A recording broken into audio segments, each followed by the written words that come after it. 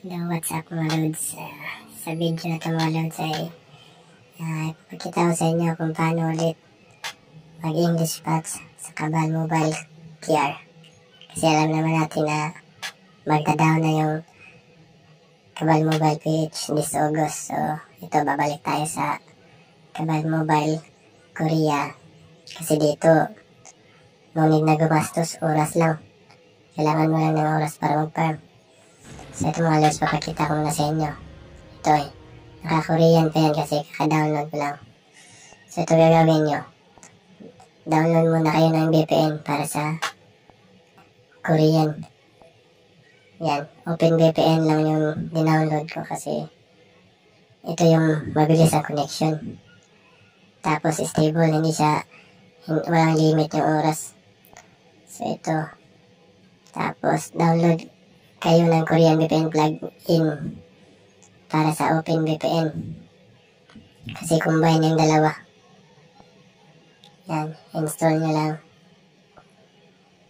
Tapos wait na lang. Tapos open mo lang yung Korean VPN. Check nyo ay trust this application. Tapos start mo lang yung process. Okay mo lang. Ayan, tapos hintayin nyo lang na mag-connected. Minsan matagal siya mag-connect kasi naghahanap siya ng malakas na location. Refresh nyo lang yung mga IP address hanggat makakuha kayo ng connection. So ayan, connected na. Punta tayo sa Kabal Mobile Korea. Ayan, nakapasok na. Check muna natin yung lumang account. Ayan. Try natin pumunta sa loob. Ayan. So nakikita nyo na naka-Korean pa mga loads. So ito, papakita ko sa inyo kung paano gawing English ito. Itong tutorial mga loads is para lang muna to sa naglalaro sa emulator. Ito. Tapos nasa link na lang, nasa description na pala yung link ng files ng English patch.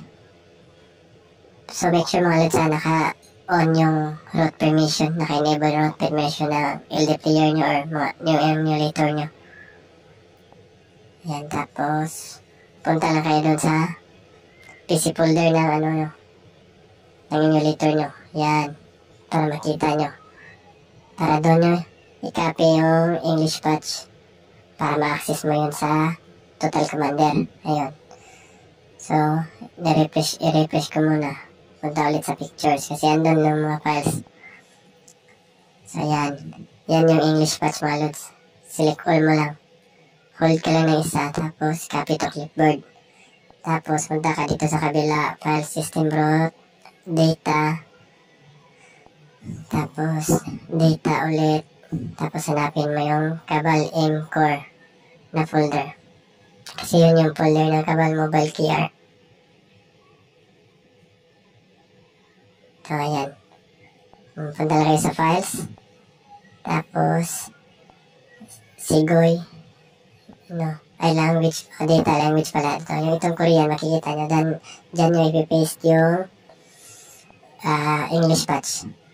Para yan sa mga quest mga lods, para maging English yung mga quest. Antayin nyo lang matapos yung replacing ng files.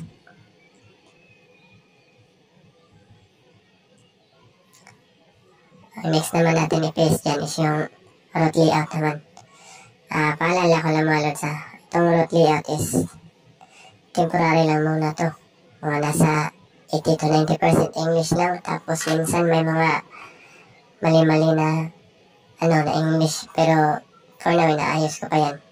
Kasi kailangan ko muna makagawa ng isang sample. Ito naman mga loads, yung pag-paste ng root layout.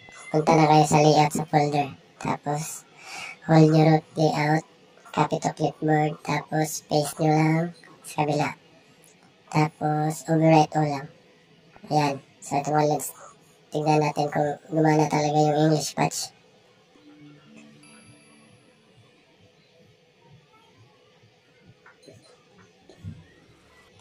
Ayan.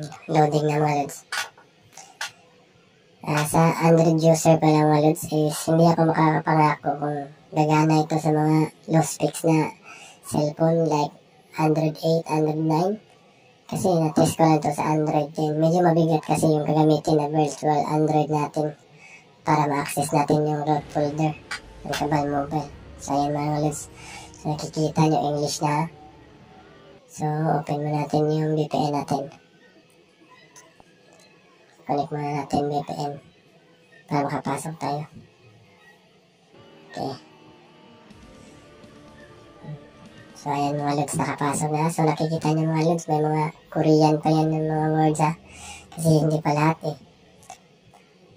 Ini-isa-isa ko lang. Konti pa lang yung mga nagagawa ko kasi alam nyo na, kapag wala kang wala ka pang unang gawa, mahirap talaga. Kasi mano-mano mo pa sa pag-translate. So yun mga lods, minsan ayun, may mga mali-mali. So pag-testin nyo muna mga lods. Importante na makalaro muna tayo at makakabasa tayo na maayos. So yung iba naman dito mga batak na eh, kahit hindi na English eh. Nababasa pa rin nila yung Korean words. So ayan mga lods ha, tiis-tiis muna tayo. Sa next video ko mga lods, i-upload ko yung pa-Android naman. Basta pang Android 10, 11, 12 to 13 muna yung na-try ko dito ha. Pero pwede nyo pa rin subukan sa mga lumang